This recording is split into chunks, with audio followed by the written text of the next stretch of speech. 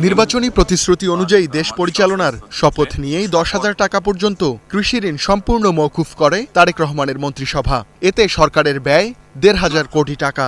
অল্প সময়ের মধ্যেই পরিবর্তন আনা হয় বাংলাদেশ ব্যাংকের গভর্নর পদেই।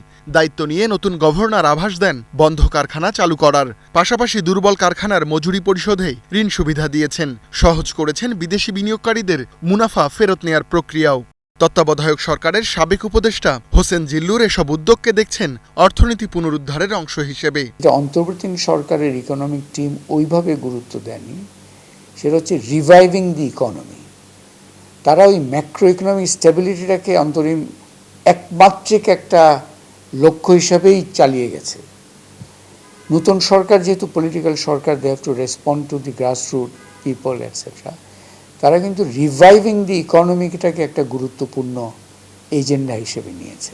আমি পার্সোনালি মনে করি এটা খুবই ইম্পর্টেন্ট একটা কারণ। আপনি ইকোনমি রিভাইভ না করলে ডেট সার্ভিস আরও বাড়তে থাকবে, চলতি ব্যয়ের ঋণের বোঝা আরও বাড়তে থাকবে, কারণ রাজস্ব আয় বাড়বে না।